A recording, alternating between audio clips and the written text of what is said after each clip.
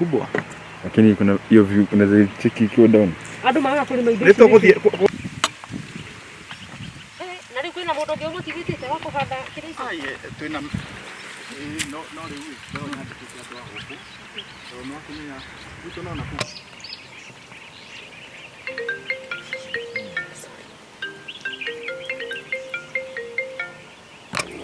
Ni ndĩreciria rĩrĩ anti. Gwĩkĩra kĩrĩa interview gũkomia thaini. Kana huko. Juu si bado inatafuta background picture.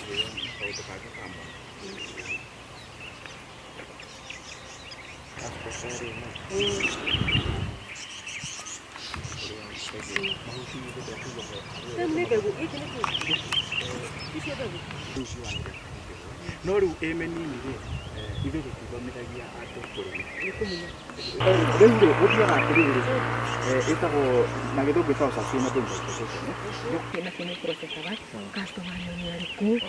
Yeah, anything revolving around this. Uko tena wapi hiyo? Na dunia au bende. Mari kama nini mama dikuisiri. Ndiko mwohoro amenda kurora go. But cyanide no mai. But through the factory you are drying. Yes, by the way, no, we don't. Nigetha huwa kuhũthĩra nĩkĩ akawĩrĩka na kĩrĩrĩ kĩa marigũ.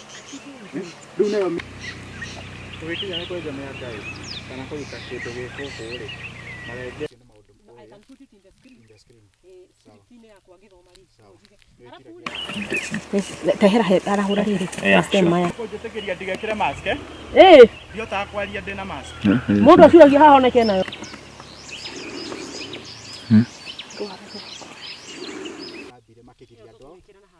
No nĩ ngwenda ũherere kĩndũ ndona twariganĩrwo.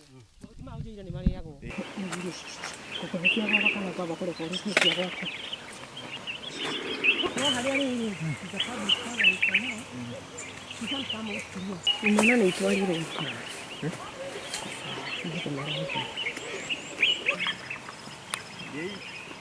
Ndio vitu tumekuwa tukitafuta. Denayo. Kaitangĩkĩra kũrĩa tũtegũkorwo ngĩaria mũno. Twĩkĩonereria, rĩu no ithuĩ tũrauga tũkwaria tũta. Niĩ no ndĩmĩigĩte ngĩkanagio ngamera aca.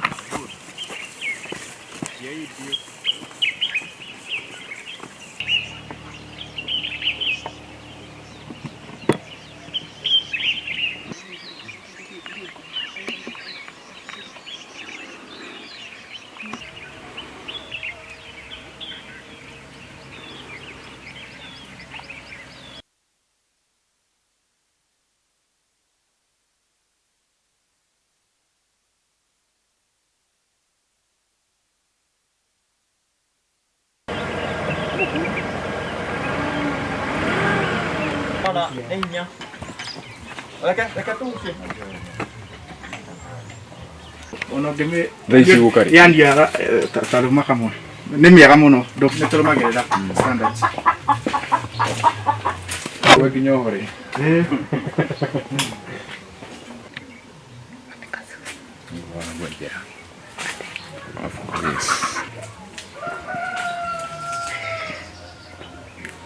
Nĩ atigũkweheria. Ndukahutie.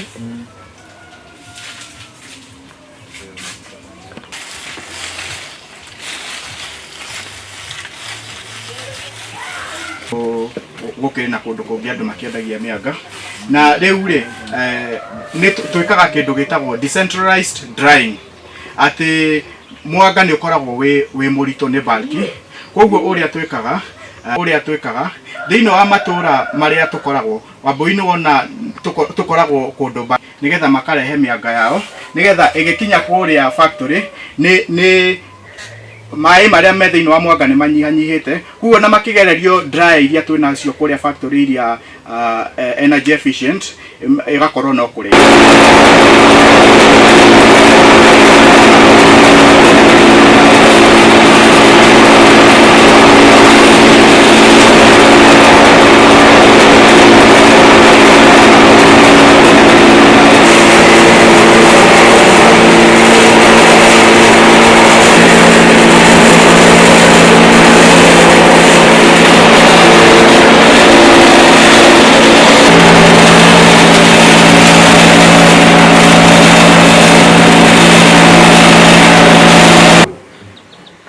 Welcome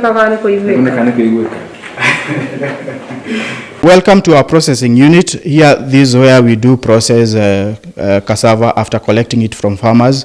We do have dryers here. We have energy efficient dryers that run on electricity, but at minimal electricity. It's a technology that we borrowed from India. There they are doing yams, here we are doing cassava.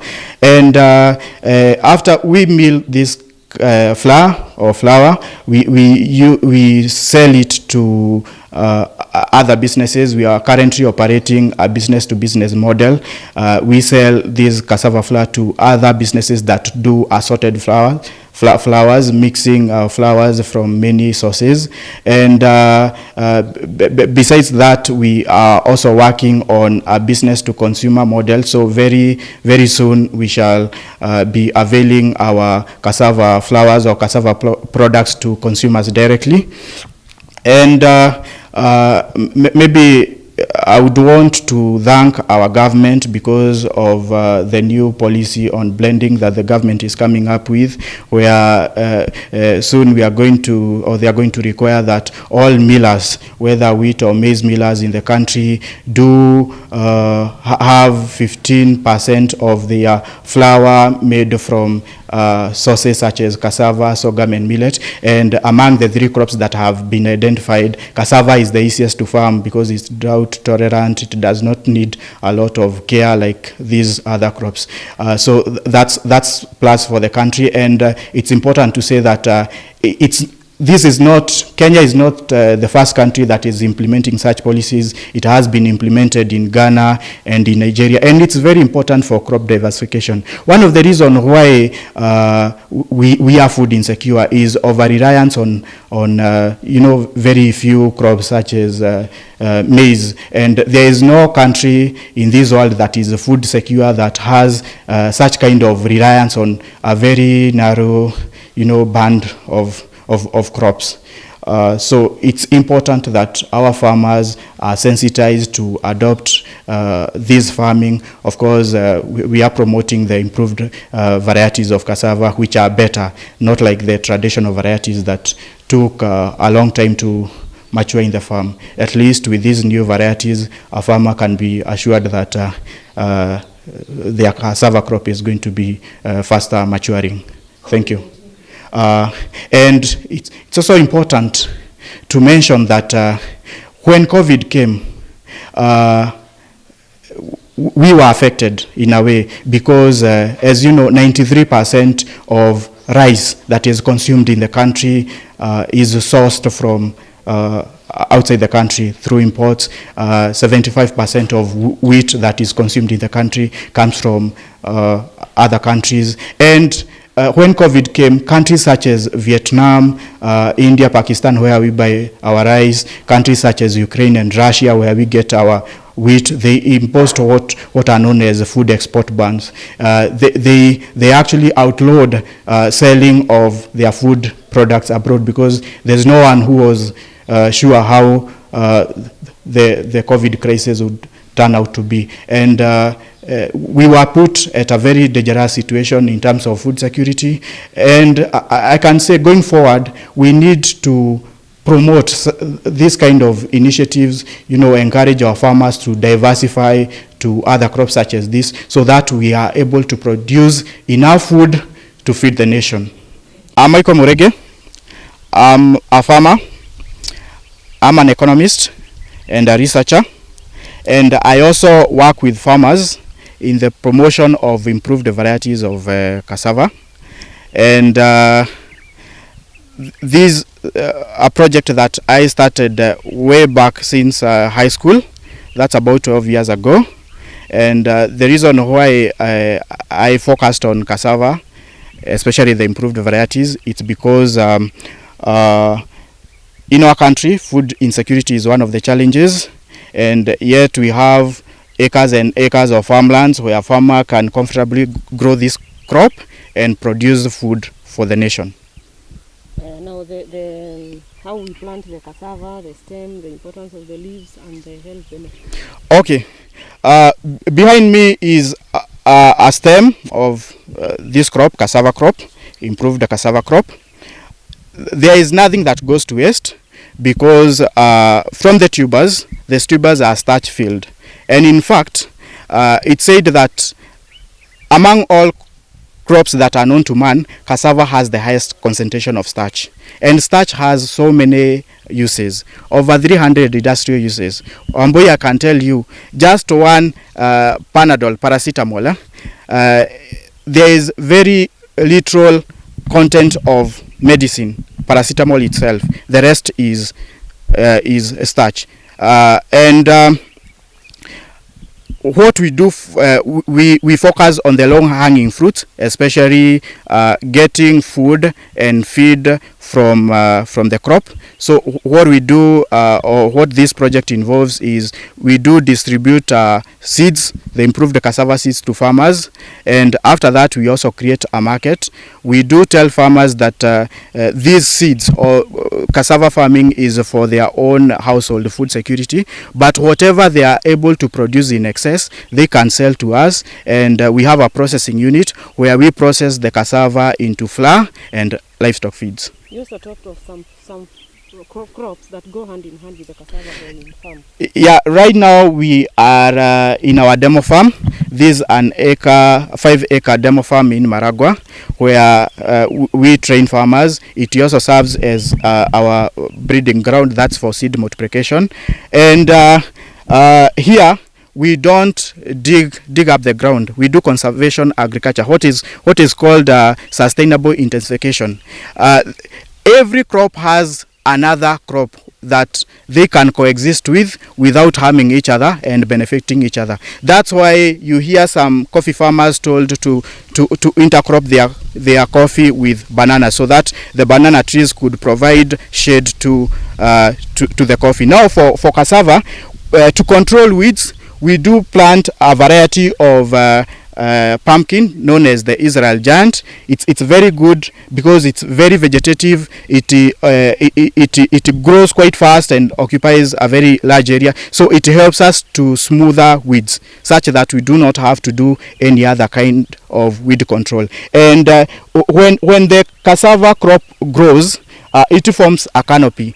Now the cassava canopy smooths all weeds, such that there's nothing that can grow under it. So we are able to effectively control weeds in our cassava crop. How many tons of cassava? From 1 hectare of cassava, especially the improved varieties of cassava, you expect between 5 to 10 tons. Dependent on other factors now, such as the soils. And it's important to say that we do here in our demo farm, we do cassava organic. We grow our cassava organically, and we also encourage farmers to grow it organically. That means we do not encourage use of fertilizers, and farmers could apply organic manures, but even when they are applying, they don't apply it directly to the crop. They just broadcast the organic manure during land cultivation. During land preparation. Cassava has been in Africa for quite some time. It was brought by Portuguese from South America way back in the 14th century. But the reason why cassava is not very popular among farmers is because the traditional varieties of cassava used to take 2 years to mature in the farm, and there's no farmer who would be patient enough to wait for a crop that matures in 2 years. But what I can tell farmers is right now, currently, there are better varieties, there are improved varieties of cassava that matures within 6-8 months. By the 9th month, a farmer can comfortably harvest. Every food can easily become poisonous, and that is why for maize we talk about aflatoxin. Aflatoxin that is causing a lot of cancer, and especially for us within the tropics, there is a very high prevalence of aflatoxin. So the point is, every food can become a poison very easily. For cassava, we do have a poisonous, a component that can become poisonous called cyanide. what I told you at the demo farm, or what we do encourage improved varieties of cassava. One improvement that has been done is reduction of the cyanide content. But I can also tell you that the best way to extract cyanide from the cassava tuber is to process it, drying and processing it. And that's why we always encourage farmers to consume their cassava in form of flour, not tubers, because, well, there are people who do boil and then they consume the cassava, but then one may boil and you are not able to completely extract cyanide from it. So the best way to extract or to remove cyanide from your cassava is by processing it. Is it removed during the processing? Yes, cyanide is a gas. It's a gas. So when you subject it to drying and you also process it, of course the processing includes grinding into flour, you eliminate it completely. That is the safest way. So whoever consumes their cassava in form of flour, they can be sure that their cassava has no component that can become poisonous.